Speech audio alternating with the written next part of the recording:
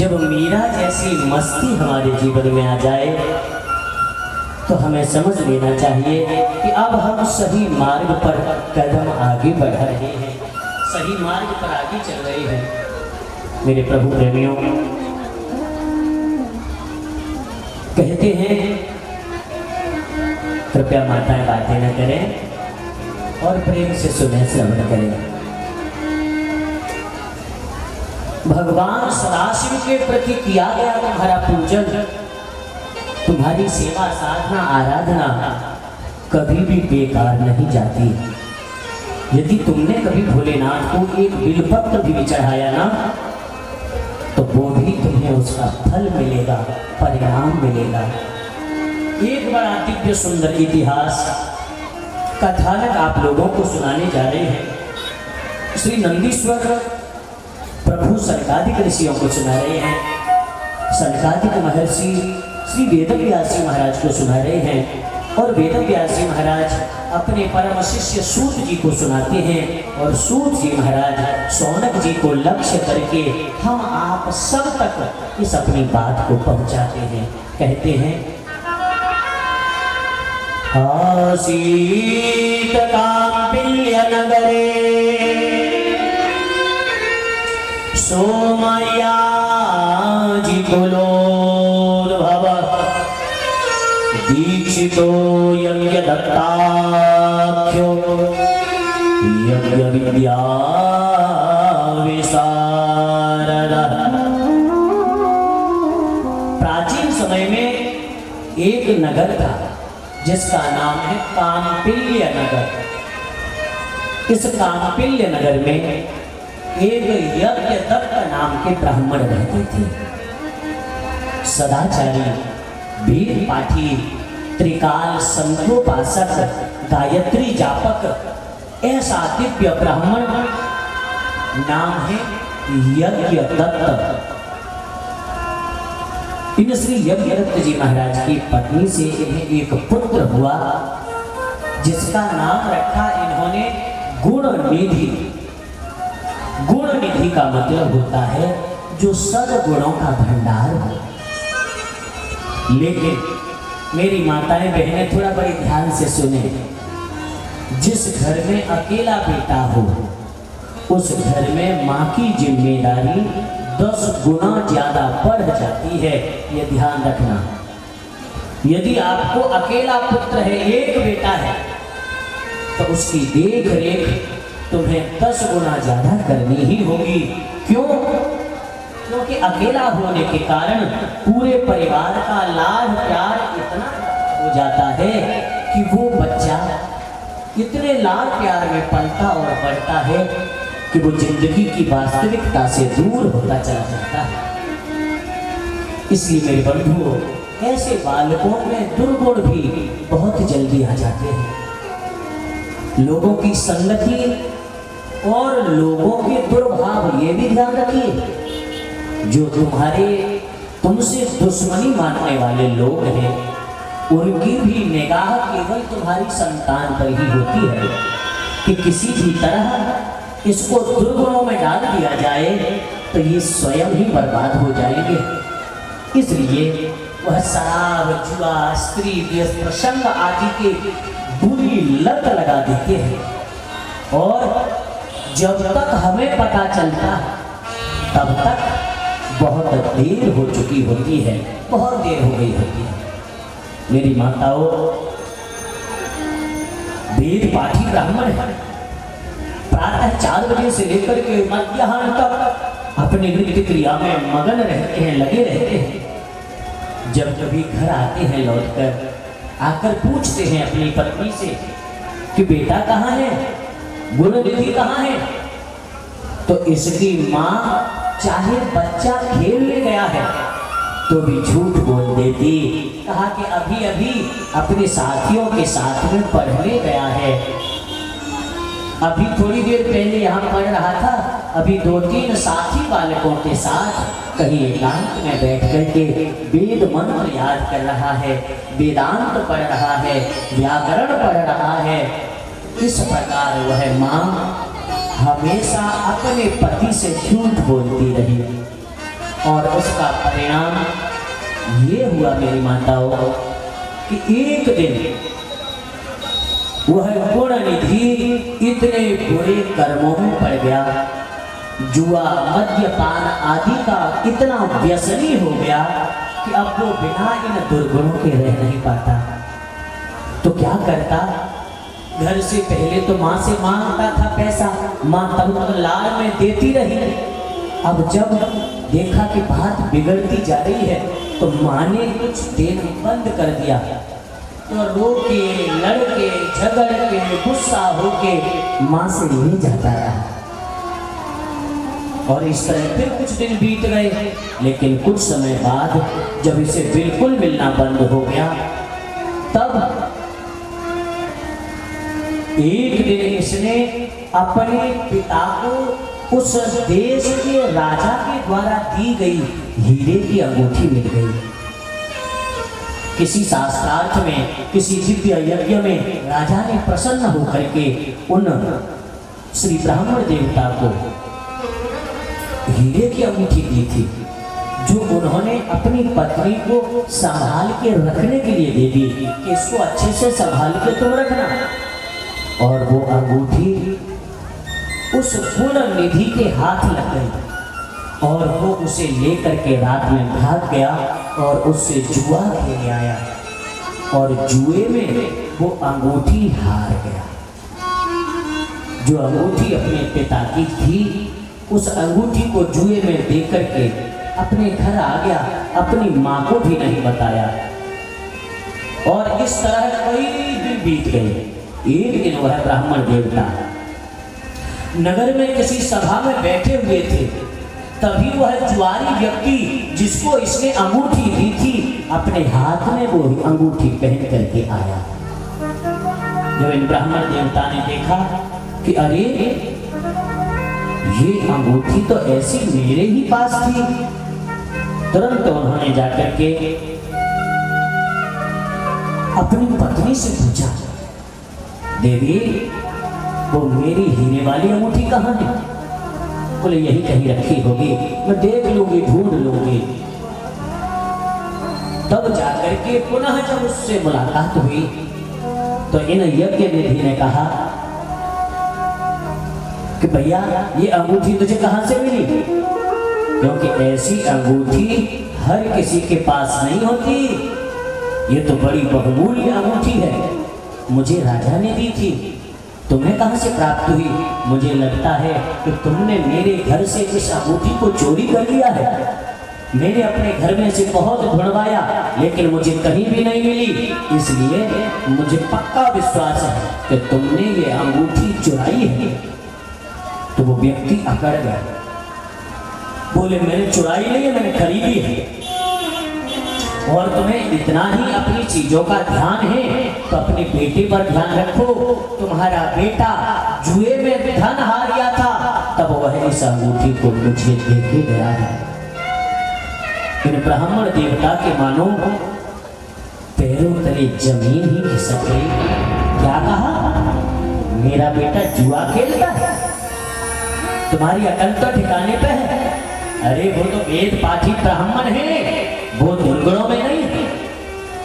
बोले कि यदि तुम्हें मेरी बात पर विश्वास नहीं है तो नगर के लोगों से पूछ लीजिए। समाज में जब किसी की बेइज्जती हो जाए तो व्यक्ति बर्दाश्त नहीं कर पाता। आज भरे समाज के लोगों के सामने जब उसने कहा कि तुम्हारा बेटा जुआरी है और वो जुए में इस अंगूठी को बेच दिया है, नगर के लोगों से पूछ लो, आई दिन वह यही करता है, तुम्हें इसकी जानकारी नहीं है तो ये कमी तुम्हारी है। तुम्हारी संतान कहाँ है, किस हाल में है, ये तुम्हें भी नहीं पता, तो क्या ये नगर के लोग ध्यान रखेंगे? भरे समाज में जो अपमान हुआ, लोगों ने भी कहा, हाँ महाराज, आपको शायद पता नहीं है, आपके पुत्र में बहुत दुर्गुण हो गए हैं। आदरणीय कथा प्रेमियों, गुस्से में क्रोध से होठ फटता हुआ ये अपने घर पहुंचा और जाकर अपनी पत्नी को बाहर से आवाज लगाई, अरे कहाँ है दुष्टा, बाहर निकल गया। और तेरा वह शराबी जुआरी व्यभिचारी पुत्र कहाँ है, उसे भी लेके आ गया। आज तक तुम दोनों माँ बेटे ने मुझे धोखे में रखा। आज ही इसी क्षण मैं गंगा जल हाथ में लेकर के तुम दोनों का त्याग कर दूंगा, जिन्होंने आज भरे समाज में मेरी प्रतिष्ठा को ठेस पहुंचाई है, जिन्होंने आज भरी समाज में मेरी नाम मेरी इज्जत नीची करवाई है। ऐसे तुम लोगों के साथ अब मैं एक पल भी नहीं रहना चाहता। बुला करना ये क्या मेरे सामने। क्रोध में व्यक्ति बावला हो जाता है। इस ब्राह्मण ने अपनी पत्नी का और अपने पुत्र का दोनों का त्याग कर दिया, घर से निकाल दिया। वो बालक चला गया अपने नगर से बाहर, नगर की सीमा से बाहर दूसरे राज्य की सीमा में चला गया, जहां भूख प्यास से व्याकुल यह घूम रहा था, क्योंकि इसके पास न तो धन था और न ही इसके पास कोई साधन था। भूख से प्यास से यह बड़ा दुखी परेशान गुणनिधि ये एक नगर के बाहर बैठा हुआ था। संध्या होने जा रही थी। इस गुणनिधि ने विचार किया कि अब मैं क्या करूं, भूख के मारे प्राण निकल जाएंगे।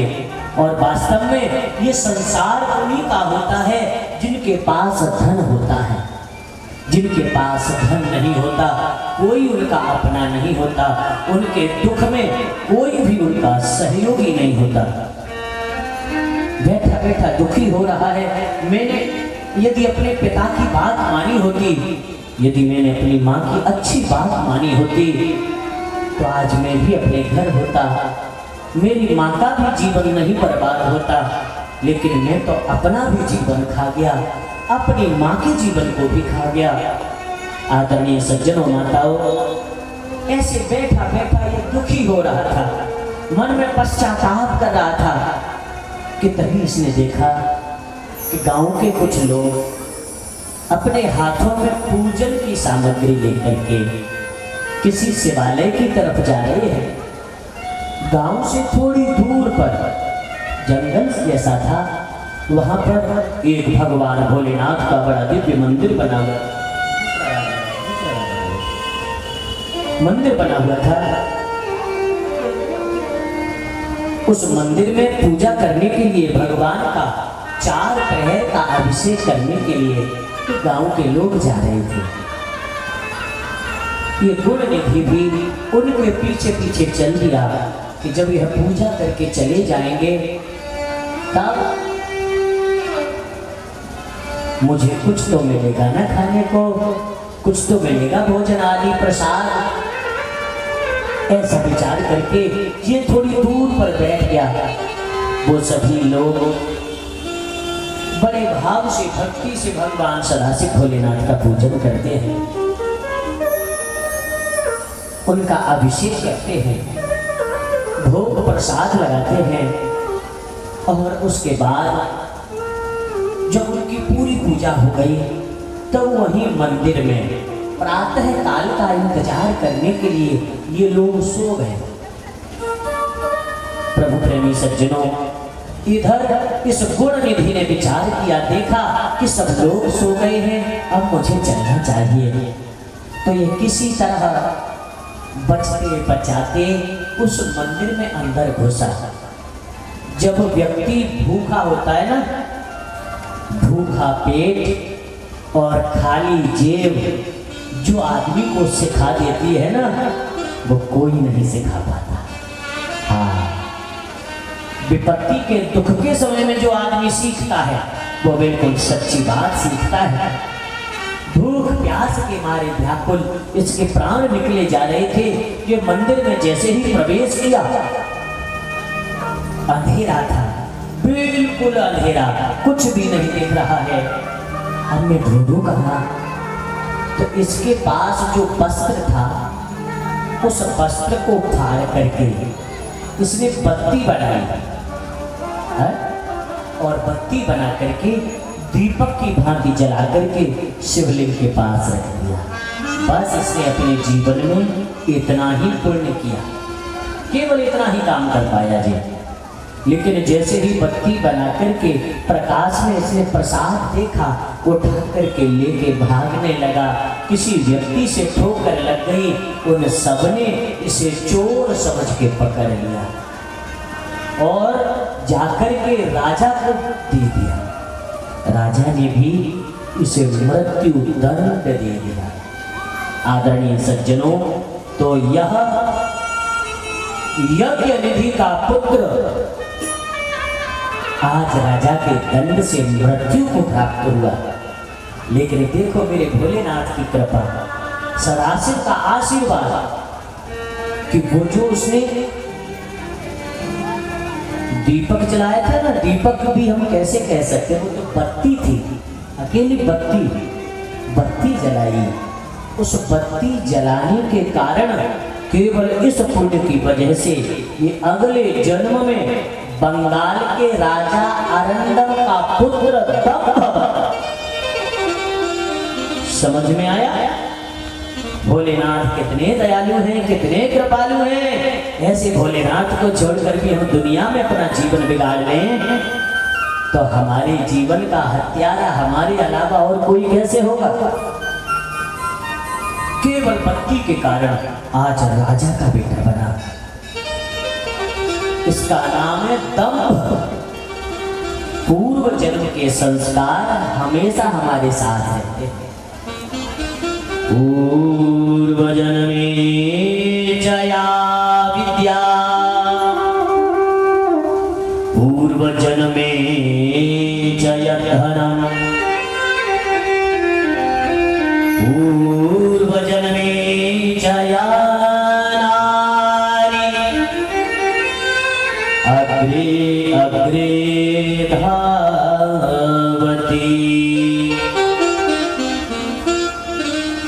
कभी कभी आपने देखा होगा कि आपके परिवार में कोई ऐसा बालक भी होता है कि जो जिससे कोई कहे ना कहे वो भजन पूजा करता है?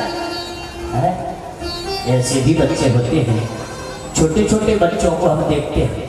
अभी आपके यहाँ कथा करने से तकरीबन 3 महीने पहले आपके पास में एक जगह पड़ती है एक माँ प्रभावती मैया हाजी, तो वहाँ पर अपने मायके में इन्होंने सब लोगों के सहयोग से एक कथा कराई। मंदिर है राम जानकी मंदिर, बड़ा सुंदर आयोजन वो लोग कराते हैं, बड़ा दिव्य आयोजन कराते हैं। पिछले साल जब लॉकडाउन से पहले वहाँ पर शिव कथा हुई और शिव कथा के बाद वहां पर जितने जो छोटे छोटे बच्चे थे ना, उन बच्चों ने हम जो रुद्राष्टकम स्तुति गाते हैं वो याद हो गई। और वहां के छोटे छोटे बच्चे मंदिर में जाते हैं और मंदिर में जाकर के भगवान की रुद्राष्टकम स्तुति संस्कृत में बोलते हैं। एक दिन प्रातः काल जब मैं ध्यान में था, मेरे कानों में आवाज आई कि कोई बालक बोल रहा है। मैंने सोचा पता नहीं कहाँ है। मैंने वहां के लोगों से पूछा, भैया एक बालक रुद्राष्टकम का पाठ कर रहा था। तो बोले हाँ। मैंने कहा कहाँ का है? यही का है, बाहर का है? बोले यही अपने ही यहाँ का, अपने ही कमेटी के एक व्यक्ति हैं, उन्हीं का वह पुत्र है। तो मैंने उसे बुलाया। जब देखा मुश्किल से 5-6 वर्ष का बालक, और बड़े प्रेम से बड़े भाव से सुबह 5 बजे, जिस समय बच्चों को उठाओ तो उठते नहीं हैं, उस समय वह बालक नृत्य प्रति आज भी करता है, अभी भी करता है। और केवल एक शिव कथा का यह प्रभाव है कि उस मंदिर पे हजारों की भीड़ होती है आज, और भीड़ के बाद वहां पर जितने लोग थे सबने अपना जीवन बदल लिया है। सब लोग मंदिर आते हैं। और मैं अपने सभी सनातनी भाइयों से ये कहना चाहता हूँ, ये मेरा अनुरोध है सबसे कि कम से कम हफ्ते में, सप्ताह में एक दिन सब लोग जरूर निकालें और एक बार मंदिर जरूर जाएं।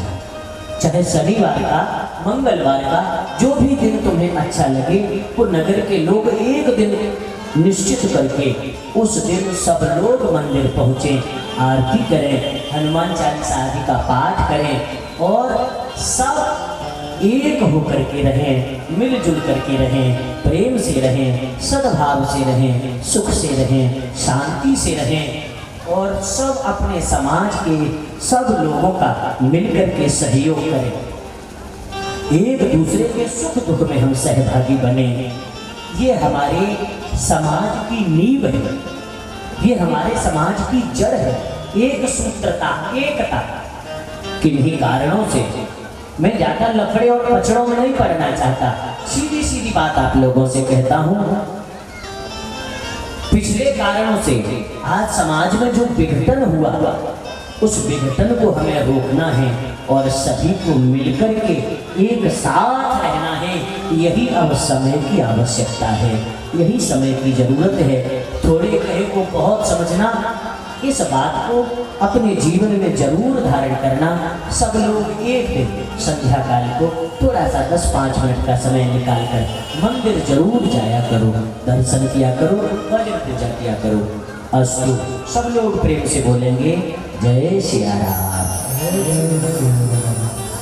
तो ये पूर्व जन्म के संस्कार होते हैं कि जब व्यक्ति में दिखाई पड़ते हैं, दिखाई देते हैं। प्रभु प्रेमियों, आदरणीय सज्जनों, माताओं, बोलिए भक्तवत्सल भगवान की जय। गुण विधि में पूर्व जन्म के संस्कार है। यह जो दंभ है ना, बंगाल के राजा अरंदम का पुत्र दंभ बना और इसको दमयत्यभिधानो भूत् शिव सेवा परायणः बालोऽपि शिशुभिः साकं शिव भक्तिं चकार सः। पूर्व जन्म के उस संस्कार के कारण इस दंभ को अब केवल यदि रुचि है तो भगवान शिव की पूजा में, भगवान शिव की सेवा आराधना में, और ये केवल एक ही पूजा करता है, मंदिर में दीपक जलाता है। जिस भी शिव मंदिर में यह जाता है वहां जाकर के दीपक जलाता है।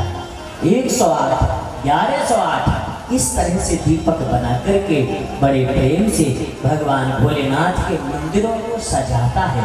बस इसका एक ही व्यसन है, एक ही इसकी चिंता है, एक ही इसकी आदत है, एक ही साधना है कि शिव मंदिर में जाकर के दीपदान करना। शिव मंदिर में जाकर के दीपक जलाना। आदरणीय सज्जनों,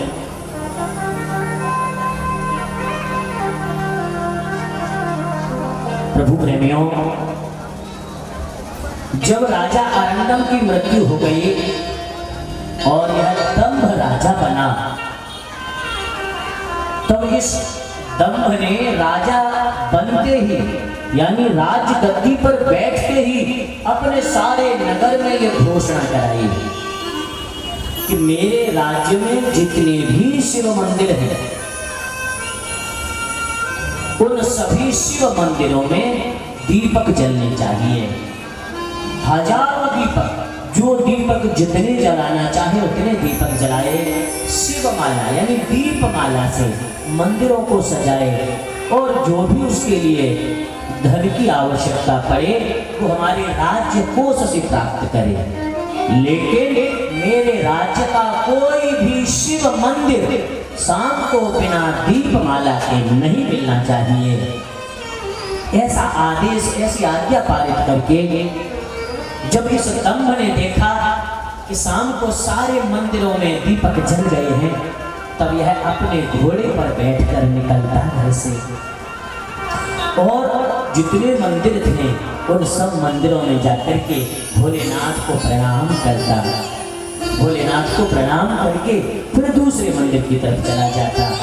इस तरह केवल इसने अपने जीवन में यह साधना की, भगवान भोलेनाथ की ऐसी उपासना करी और इस दीपदान के प्रभाव से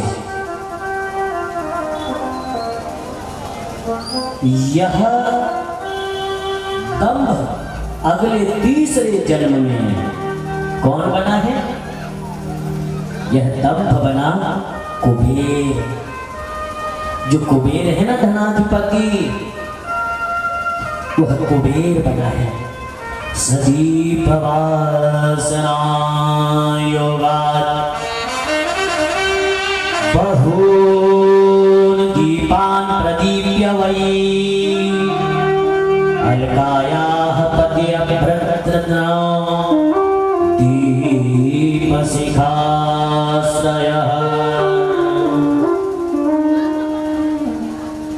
इन केवल दीपमालाओं के पुण्य प्रभाव से, दीपमालाओं की वजह से यह दंभ तीसरे जन्म में जाकर के कुबेर बना। लेकिन इसकी जो साधना है वो नहीं टूटी। तीसरे जन्म में भी इसने साधना प्रारंभ रखी, साधना करता रहा और ऐसी साधना करता रहा, ऐसी साधना करता रहा, कठोर से कठोर। एक दिन इसे नारद जी मिल गए। नारद जी से पूछा, मुझे भोलेनाथ को प्रसन्न करना है, कैसे करूं, मुझे साधना बताओ। तब श्री नारद जी ने बताया कि आप काशी में जाकर के भगवान श्री महेश्वर विश्वनाथ का पूजन अर्चन करो तो भगवान तुम्हारे ऊपर प्रसन्न हो जाएंगे। आदरणीय सज्जनों, मेरी माताओं, श्री कुबेर ने आकर के काशी में भगवान भोलेनाथ की साधना तपस्या प्रारंभ करी और ऐसी तपस्या प्रारंभ की 10,000 वर्ष तक इसने कठोर तप किया और उस तपस्या के प्रभाव से भगवान सदाशिव ने इसे प्रत्यक्ष दर्शन दिया। साथ में माता भगवती जगदम्बा पार्वती भी हैं। माता पार्वती को जब इसने देखा तो सोचने लगा, ये देवी कौन है? कितनी बड़ी सौभाग्यशाली है ये। कुबेर केवल भगवान भोलेनाथ की पूजा करता था, ये किसी दूसरे के आगे सिर भी नहीं झुकाता था। हाँ, ऐसा भक्त था कि केवल पूजा करूंगा तो भोलेनाथ की और किसी की नहीं। अब भोलेनाथ पधारे हैं जगदम्बा सहित, माता भगवती सहित, तो तब ये टेढ़ी लगा करके कैसे करके देख रहा है, ये देवी कौन है जो सदा भोलेनाथ के साथ रहती है? इसने कौन सी तपस्या करी होगी कि जिस वजह से इन्हें सदाशिव के श्री चरणों का दर्शन सदा प्राप्त है, रोज प्राप्त है। तो जब टेढ़ी निगाह करके देख रहा था, माता पार्वती ने देखा ये कैसा दुष्ट भगत है, भोलेनाथ को प्रणाम कर रहा है और हमें टेढ़ा टेढ़ा देख रहा है। तो माता ने कही, ठीक है, जो टेढ़ी वाली जो व्यवस्था है ना, इसी को खत्म करते हैं। तो मैया ने कहा है, जो टेढ़ी निगाह से हमें देखे उसके नेत्र थोड़े रह सकते हैं। तुरंत उसकी एक आंख फूट गई, आज एक ही रह गई, सीताराम। भोलेनाथ ने देखा, कहा, अरे देवी तुमने ये क्या किया? अरे ये तो हमारा पुत्र है, हमारे बेटे की भांति है, ये तुम्हें गलत दृष्टि से नहीं देख रहा था बल्कि ईर्ष्या की दृष्टि से देख रहा था। इसे जलन हो रही थी कि इन देवी ने कौन सी साधना करी है, कौन सी तपस्या करी है कि जिसकी वजह से इन्हें सदा संग प्राप्त है। मैंने 10,000 साल तपस्या करी, तब तो मुझे एक पल के लिए दर्शन मिलेगा और अभी भोलेनाथ अंतर ध्यान हो जाएंगे, लेकिन इन्हें तो सदा दर्शन प्राप्त है, सेवा प्राप्त है। तो देवी ये तो केवल आपको उस भाव से देख रहा था, आपने इसकी आंख फोड़ दी। बोले, मैंने इसलिए फोड़ी है क्योंकि इसे आप धनपति बनाने जा रहे हैं।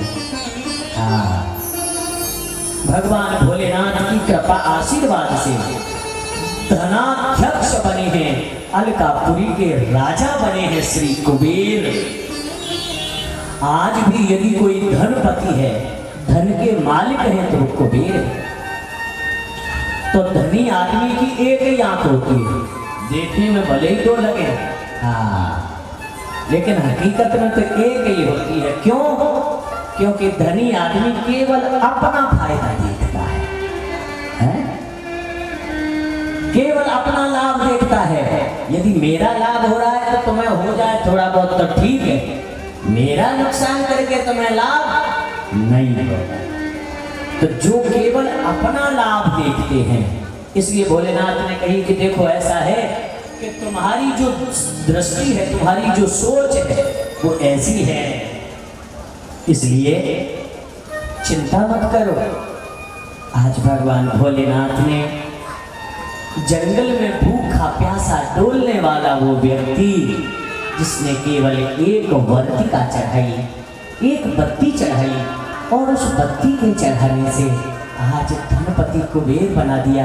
मेरी माताओं, मेरी बहनों, बंधुओं, क्या तुम्हें इतना भी भरोसा नहीं, इतना भी विश्वास नहीं कि यदि हम सच्चे मन से, प्रेम से, श्रद्धा से, भक्ति से अपने भोलेनाथ को मनाएंगे तो भोलेनाथ कितना देंगे कि हमारी झोलियां छोटी पड़ जाएंगी।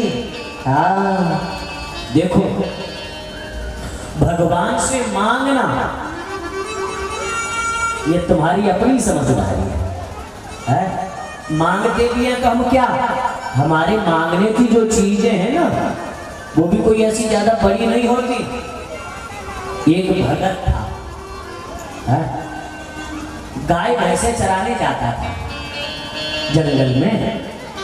अब इसको आदत थी तंबाकू खाने की, चूना बारी। देखा होगा ना लोगों को बैठ के ऐसे भजन सा करते रहते हैं हाथ पे, आओ, और फिर लेंगे हाजी सीताराम। और जब वो खा लेना, ठाकुर जी आगे से कहें भैया अमृत पियोगे? बोले नहीं नहीं अभी खाएंगे। हाँ, तो भैया उसको आदत थी तम्बाकू वाली, वो चूना वाली तम्बाकू खाने की। अब आज जब ये जंगल में गया ना गाय भैंसे चराने अपनी, तो चूना की तम्बाकू की पुड़िया तो ले गया, लेकिन चूना ले जाना भूल गया। अब जंगल में इसे बड़ी जोर से तलब लगी, इसने जेब में हाथ डाला तो तम्बाकू तो मिल गई। अब देख रहा है चूना कहाँ है, अब चूना तो कहीं था ना। तो इसको एकदम से ऐसा लगने लगा, अरे राम, अब मेरा दिन कैसे कटेगा। तो इधर उधर देखा, किसी पर मिल जाए, काऊ पे नहीं मिली। जो संग के लोग थे उनमें से भी किसी के पास नहीं था।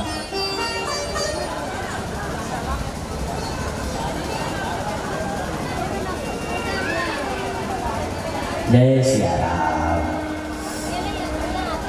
आदरणीय सज्जनों, तो इस व्यक्ति ने सुबह से लेकर के शाम तक चूना की ढुलाई करी। देख लो, हाँ, जो बीड़ी तम्बाकू की आदत वाले लोग होते हैं ना, और यदि इन्हें रात में 2 बजे इच्छा है जाए कि हमें बीड़ी पीनी है और इनके पास नहीं हो, तो यहाँ पे पटना तक चले जाएंगे पैदल पैदल। हाँ, और रात में लेके पी पिवा के और फिर आ जाएंगे सुबह तक। ऐसी इनकी सोच होती, क्योंकि इन्होंने अपने मन को गुलाम बना लिया है उन चीजों का, उन व्यसनों का, उन बीमारियों का। अब चूना तो इसे मिला नहीं, इसको तलब इतनी जोर की लगी। माता थोड़ा ध्यान से सुने, बोलो जय सिया राम। इतनी जोर से तलब लगी इसको कि एक पेड़ के नीचे बैठे बैठे इसे बेहोशी आ गई। अब जहां पर ये बेहोश होके गिरा, वहां पर किसी व्यक्ति ने शिवलिंग स्थापित किया था, तो इस शिवलिंग के ऊपर गिर गया। अब भोलेनाथ तो भोलेनाथ है, भोलेनाथ जैसा दयालु कौन है। भोलेनाथ ने सोची, ओ हो, दुनिया मेरे ऊपर कोई बेलपत्र चढ़ाता है, कोई फूल चढ़ाता है, कोई एक लोटा जल चढ़ाता है, लेकिन ऐसा भक्त कौन होगा जो पूरा ही मेरे ऊपर चढ़ गया, जिसने खुद को ही चढ़ा दिया। सोई भोलेनाथ प्रकट हो गए। बोले मांगो भगत जी, परम गुरु ही कहा चाहिए। तो आंखें भी नहीं खोली, कछु न चूना दे दो, कुछ नहीं चूना दे दो। तो ऐसे आदमी जिनकी हाँ जी मांगने की कोई वो नहीं, मैंने तो ऐसे ऐसे आदमी देखे हैं कि लाइट चली जाए नहीं तो छत पे खड़े हो जाए, हे भगवान बिजली आ जाए। अब बताओ तुम भगवान को क्या समझते हो भाई? अब ये तुम्हारे घर के जाके वहां पर ठीक बाप है, क्या होता है जहाँ से बिजली आती है? पावर हाउस है, पावर हाउस में जाके लाइन जोड़ने जाए बेचारे हैं, और क्या मांगेंगे हम? लाइट आ जाए। आज हमारा बढ़िया हमारा सीरियल आने वाला भाटान पे लाइट नहीं जाए ठाकुर जी। अब बेचारे ठाकुर जी बिजली के तार पकड़ कर बैठे रहे, नहीं जाने देंगे भगवान तेरी बिजली, तू अपना नाटक देख रही हो और का है? तो हम मांगते हैं तो क्या हमारी मांग कोई ज्यादा बड़ी नहीं होती। देखो भगवान की भक्ति दो तरह से होती है, एक होती है सकाम और दूसरी होती है निष्काम। सकाम भक्ति हम उसे कहते हैं कि हमने भगवान की आरती करी, पूजा करी, अभिषेक किया और उसके बदले मांग लिया। मेरी बहू मेरे अलावा काऊ की बात नहीं माने, भोलेनाथ इतनी कृपा कर दिया है। मेरा छोरा हमारी बात माने, बहू की नहीं माने, इतनी और कर दियो। सबरी दुनिया को पैसा हमारे घर में धर दियो है। यही तो हमारी मांगे होती है? भोलेनाथ से जब मांगना हो ना तो ये चीजें तो यही भोलेनाथ दे देंगे। तुम जितना मांगोगे ना उससे 10 गुना दे देंगे, लेकिन फिर तुम्हें भोलेनाथ नहीं मिलेंगे। देखो मैंने तुम्हारी दुकान पर जाकर के 1 किलो मिठाई खरीदी, समझना, और दुकान पे से जो मिठाई का मूल्य है 400-500 रुपए मैंने तुम्हें दे दिया। आप लोगों से पूछ रहा हूं, सोचना बताना, क्या उस मिठाई वाले दुकानदार का कोई एहसान हो गया मेरे ऊपर, या हमारा एहसान हो गया? नहीं, हमने वस्तु खरीदी, उस वस्तु का मूल्य चुका दिया। भैया तुम अपने घर, हम अपने घर, जय सिया राम। तो इसी प्रकार हमने भगवान की पूजा करी और पूजा करके मांग लिया कि भोलेनाथ ऐसा भी है जाए, वैसा भी है जाए, भोलेनाथ दे देंगे। तो मुझे ये बताइए कि आपने जो पूजा करी उसके बदले मांग लिया, ये तुम्हारी भक्ति हुई या व्यापार है?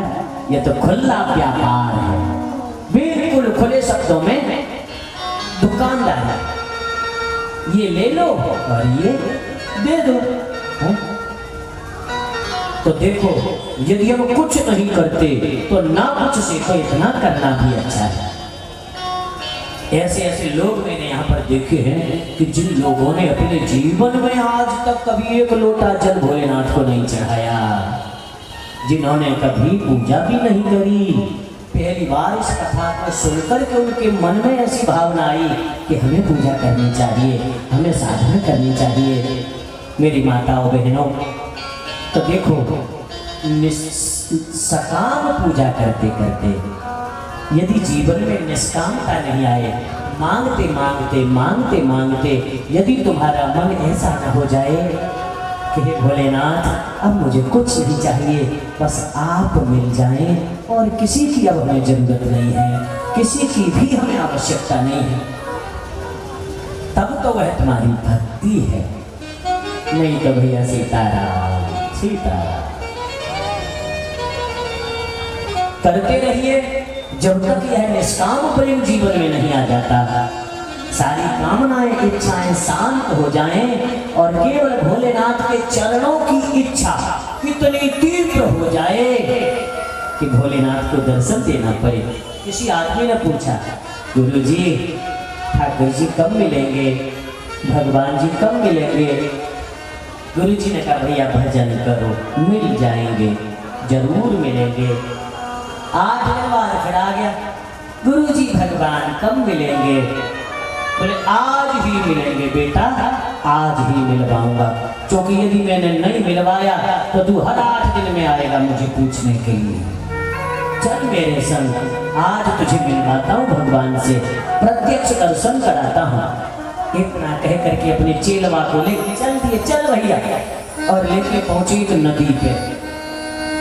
जैसे अपने यहाँ गंगा जी पे पहुंचे, कपड़ा उतार के धर दिए, गुरुजी ने डुबकी लगाई, हर हर गंगे, चेला जी भी कूद गए। जैसे ही डुबकी लगाई, गुरुजी ने पहले ही निकल के खोपड़ी पे दोनों हाथ धर लिए।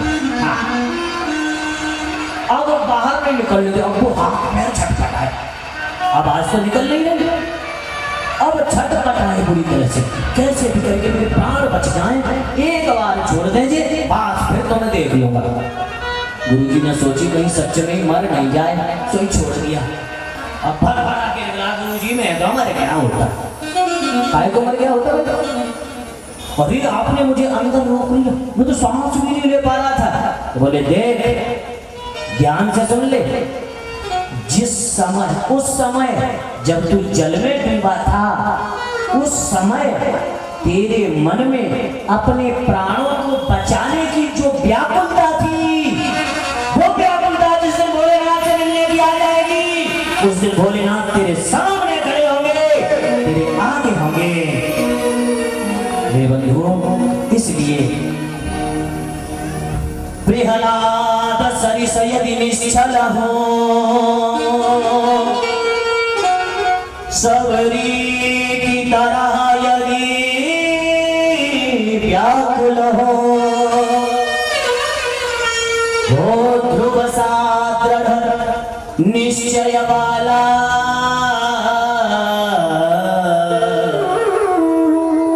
तब कृष्ण प्यारा मिलता है। सबरी की तरह व्याकुलता, प्रहलाद जी की तरह निश्चलता, और ध्रुव जी की तरह जब साधना जीवन में आ जाती है ना, तब हमें श्याम सुंदर की प्राप्ति होती है। तब हमें हमारे आराध्य की, इष्ट की, परमात्मा की, प्रभु की, ईश्वर की, परमात्मा की, भगवान की प्राप्ति होती है। बोलो जय श्री राम। और देवता जिनकी तुम पूजा करते हो ना, इतनी पूजा करोगे तो इतना देंगे, और भोलेनाथ इतनी पूजा करोगे तो इतना देते हैं।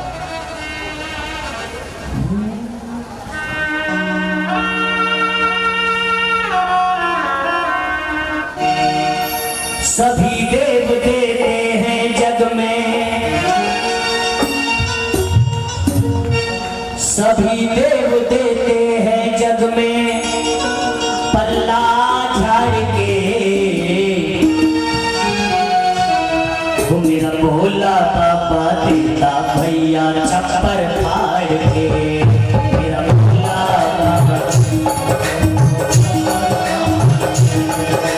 सभी देव देते हैं जग में,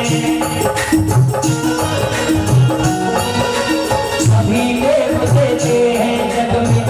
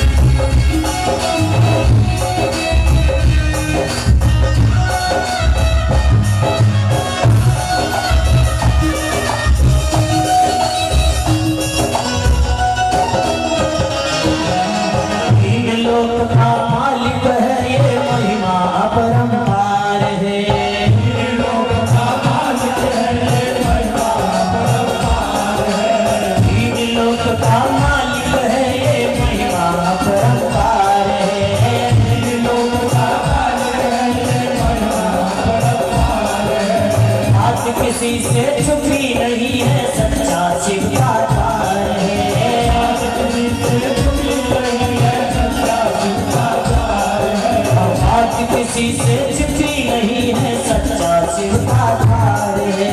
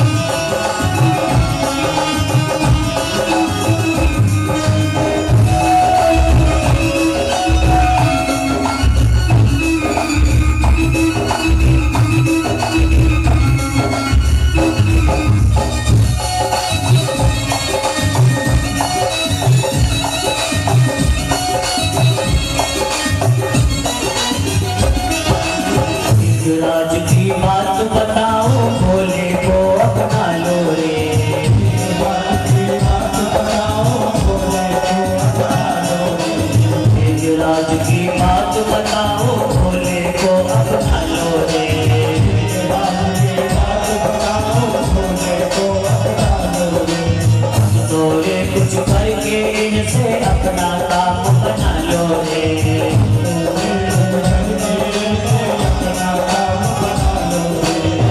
तोरे कुछ करके इनसे अपना काम बना लो रे। अपना काम बना लो रे। ओ गलती मत कर देना तुम, गलती मत कर देना तुम, इनसे बिगाड़ के भोला बाबा तेरा भैया छप्पर फाड़ के। तेरा भोला बाबा तेरा भैया छप्पर फाड़ के।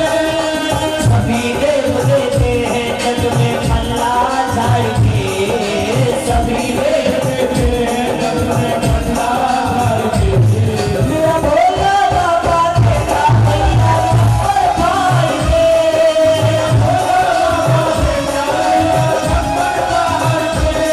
मेरा भोला बाबा तेरा भैया छप्पर फाड़ के।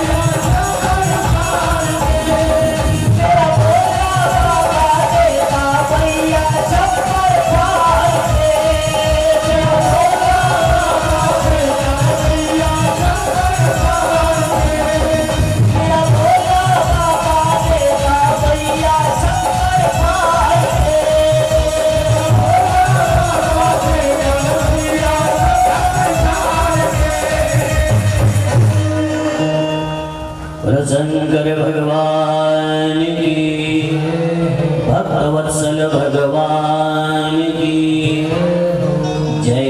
जय श्री राधे। हर हर हर महादेव। आदरणीय सज्जनों, मेरी माताओं, तो भगवान भोलेनाथ जैसा दयालु कृपालु करुणा का सागर कौन हो सकता है। ऐसे कृपा के सागर परमात्मा को छोड़कर अब भाई 7 हो रही बजे भैया तुम थैला उठा के चल दिए। अपनी कही बात पर 7 बजे तक तो बैठो, बाकी बात आगे की तो हम देख ही लेंगे। जय सिया राम। क्या हुआ माताओं, कैसे भैया दिक्कत है बेटा? बोलियो ने प्रेम से जय सिया राम। जय सिया राम। ये भगवान की कथा उन्हीं को मिलती है जिनके ऊपर भोलेनाथ की कृपा होती है, आशीर्वाद होता है, इसलिए चिंता न करो। एक बड़ी दिव्य कथा हम लोग भागवत में सुनाया करते हैं, लेकिन वो कथा भागवत में है नहीं, वो कथा शिव महापुराण में, और वो कथा है मेरे भगवान भोलेनाथ के कृष्ण दर्शन की। जब वृंदावन में भगवान श्याम सुंदर का अवतार हुआ है, तब उस अवतार के समय मेरे भोलेनाथ दर्शन करने पर हरे हैं। माताओं, मनी राम जी कहाँ भाज गए? मैं बोलियों, जोर के बोलियों सब लोग पीछे तक। जय सिया राम। जय सिया राम। तो ये कथा हम लोग भागवत में सुनाते हैं, लेकिन वस्तुतः ये है श्री शिव महापुराण की कथा, श्री कृष्ण दर्शन की कथा। जब भगवान श्री कृष्ण ने गोकुल में अवतार लिया, पूतना का उद्धार कर दिया, तब पूतना के उद्धार के बाद मेरे भोलेनाथ दर्शन के लिए आए हैं।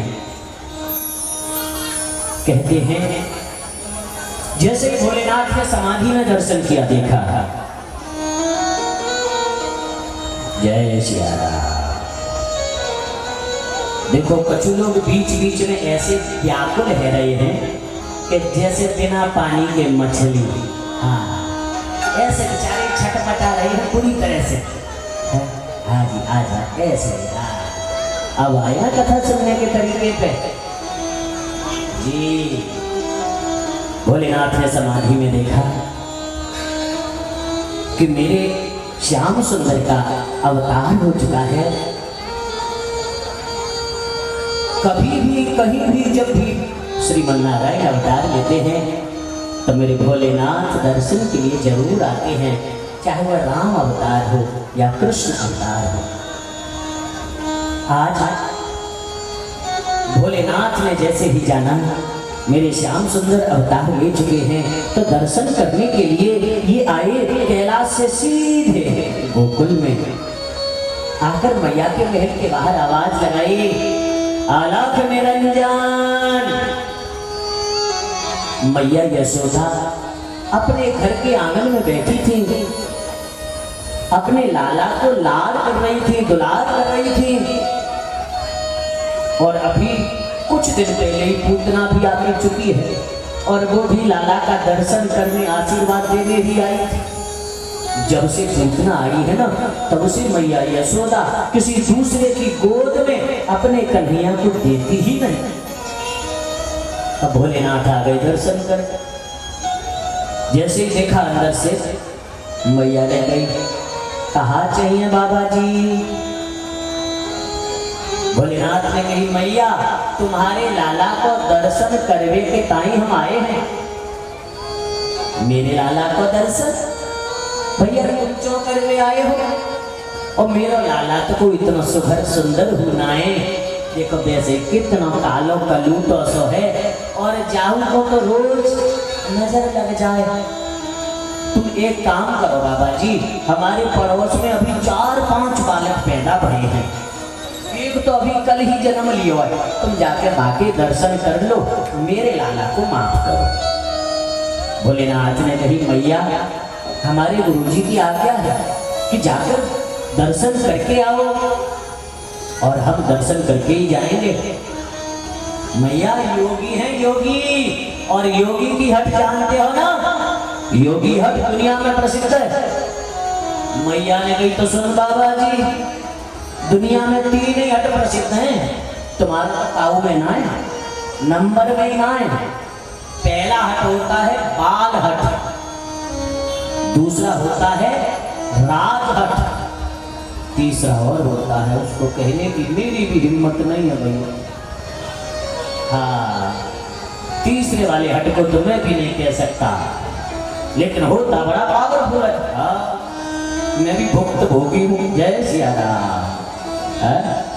हाँ जी, जब अपने पे आ जाए ना तो नीम से बबूल कहना ही पड़ता है।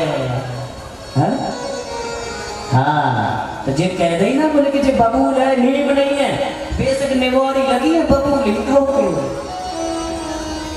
तो सुनो महाराज, जो तीसरा हट है ना, हाँ जी, मैं भी अपने इस महल को बंद करा दूंगी, दरवाजे को ही बिल्कुल। हाँ जी, और मेरे महल में 85 चौक हैं,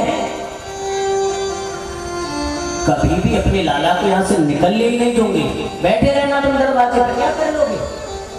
भोलेनाथ ने कही मैया तो सुन, आज तेरे घर पे धुनी रमाएंगे, उठ कर न जाएंगे, यही धुनी रमा के बैठ जाएंगे।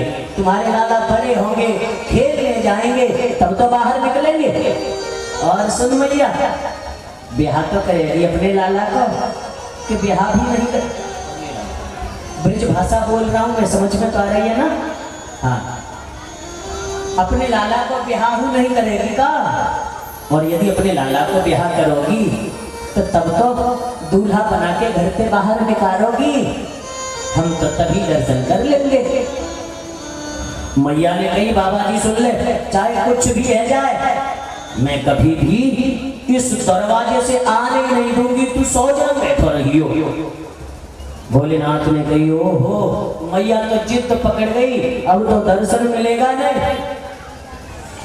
तुरंत सीधे संपर्क लिया। हाँ जी, सीधे संपर्क। भोलेनाथ ने कहो महाराज, हम तो तुम्हारे दर्शन करने के लिए आए हैं, और क्या हमें दर्शन भी नहीं कराओगे? हे श्याम सुंदर, आपको तो पता है ना कि हमारा हर अवतार में दर्शन करने आते हैं। तो मैया ने इधर तो भोलेनाथ को विदा किया, मुड़ के अंदर महल के अपने घर के लिए चली। जैसे ही आंगन में पहुंची, देखा कि पालने में लोटे हुए श्याम सुंदर बड़ी जोर जोर से रो रहे हैं। बच्चा छोटा हो, बोलने से पहले रोने लग जाए, और रोए भी ऐसा कि चुप नहीं हो, तो उसकी माँ से पूछो क्या हालत होती है। बेचारी कभी हिलाएगी, डुलाएगी, बाहर ले जाएगी, भीतर ले जाएगी, और लेकिन श्याम सुंदर तो चुप हो ही नहीं रहे। मुंह लाल हो गया है, रोते रोते रोते रोते। सब जो गोपियां है ना दौड़ी दौड़ी आई, आकर के पूछने लगी मैया कहाँ है गया लाला को, कि इतनो चोर हो गए। कहूँ नजर तो नहीं लग गई इनको काहू की। मैया ने कही अरे गोपी, यदि नजर लगी भी होगी तो मेरे अलावा सुबह के अभी तक तो कोई भी आयो ना है, और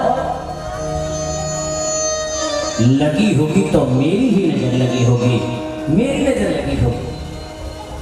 अरे हाँ, याद आई, एक सांपर वाले बाबा जी आए थे, और जब के वो गए हैं ना, तब के ही हमारा लाला रुक गया। गोपी ने नहीं, गोपी जा और दौड़ के बुला के ला तू बाबा जी को। वो को लगे तो बाबा जी ही अब हमारे लाला को ठीक कर सके। और इतना कह करके वो गोपी दौड़ी। भोलेनाथ थोड़ा सा आगे जा रहे थे, बोली चल रे जोगी नंद महल में, तो ही यशोदा मात बुलावे,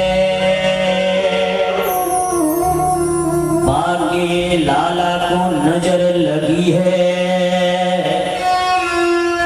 तो पेराई नो न करवावे। ओ बाबा जी चलो, तुम्हें हमारी मैया यशोदा बुला रही है, उनके लाला को काहू की नजर लग गई है, नेक चल के तुम लाला को हमारे ठीक कर दो ना। भोलेनाथ ने मुड़ के पीछे देखा, गोपी चिल्लाती आ रही है। क्या बात है गोपी? बाबा, हमारी मैया यशोदा के लाला को काहू की नजर लग गई है, तुम चल के नहीं ठीक कर दो ना। गोपी सुन, तुम्हारे लाला को ठीक करना मेरे लिए चुटकियों का काम है, लेकिन अपनी मैया यशोदा से पूछ क्या लाला को दर्शन करावेगी या नहीं?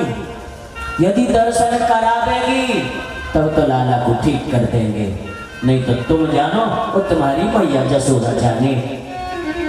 गोपी फिर दौड़ी दौड़ी गई, मैया वो तो ये कह रहे हैं, बोले कि लाला को दर्शन कराएगी, हम तभी लौट के आएंगे। अब कन्हैया ने रोते रोते रोते रोते मुंह लाल कर लिया, मैया से नहीं देखा गया। बोली गोपी तू जा और जाके बुला के ला। अब भोलेनाथ मन में प्रसन्नता लिए लौट कर आए दरवाजे पर, जैसे ही कहा अरे मैया यशोदा लेके आओ ना अपने लाला को। पतो मैया ने कहा क्यों? एक मोटे से कंबल में पहले तो कन्हैया को लपेट लिया ऐसे, और लपेटने के बाद केवल इतनी आंखें दिख रही, और वही महल के बीच में आंगन में खड़ी है भाई आधा किलोमीटर दूर, और वहीं पे कह रही है ले बाबा जी कर ले दर्शन। भोलेनाथ ने कही मैया जा कंबर के, बोले कि ना है जा कंबर में ही लाला है, जाके भीतर ही लाला है तो मंत्र फेंको। भोलेनाथ ने कही सुन मैया मंत्र ऐसे काम नहीं करेंगे, पहले लाला को गोद में दो। तो बाबा जी सुनो बात मत पलटो, गोद की तो कोई बात ही नहीं थी, तुम तो केवल दर्शन की कह रहे थे और अब तुम गोद की कह रहे हो। भोलेनाथ ने कही मैया तब तो मैं दर्शन करने आया था, अब तो तुम्हारे लाला को ठीक करने आया हूँ, इसलिए तुम्हें गोद में देना ही पड़ेगा। यदि मेरी गोद में जब तक तुम लाला को नहीं दोगी ना तब तक मेरे मंत्र काम ही नहीं करेंगे। मैया बोली बाबा जी बड़े चोखे मंत्र हैं तेरे जो गोद में ही लेके काम करे। डरती डरती बेचारी आगे बढ़ी और आगे बढ़ के जैसे ही भोलेनाथ के गोद में देने लगी, कहीं पूतना की तरह लेके नहीं भाग जाए, फिर गोद में ले लिया। हे भगवान, हे ठाकुर जी, हे हनुमान जी महाराज मेरे लाला की रक्षा करियो, और ऐसे करके दे दिया भोलेनाथ की गोद में। मैया की गोद से जैसे ही भोलेनाथ की गोद में कन्हैया आए, आते ही आते जो चेहरा लाल हो रहा था ना रोते रोते, वो एकदम से डर गया और खिलखिला के हंसने लगे। मैया बोली देख दारी ये है? अभी तो जाने सबरे हाथ काम धुला दिए और अब कैसे देख कैसे दांत दिखा रहा है, तभी तो जाको नजर लगे। छोटी बच्चन की एक आदत और होती है, घर वाले देखेंगे मैया देखे तो नॉर्मल लगे, और कोई दूसरा देख रहा होगा ना दूर से उसको देख देख के हंसेंगे। ऐसा ही होता है ना। हाँ, तो दूसरे वाले को दूसरे लोगों को देख के हंसेंगे। मैया बोली कि देख ले है अब कैसे हंसी आ रही है। गोपी ते बोली गोपी लेकिन एक बात तो है, बाबा जी है चमत्कारी, गोद में लेते ही लाला ठीक कर दिए हमारे। एक काम करो ना, बाबा जी को यही रख लेते, अब जाने नहीं देंगे। मैया बोली बाबा जी सुनो, कहा रह रे जोगी नंद महल में ब्रज में पास की जो, और जब जब मेरो लाला रोबे तब तब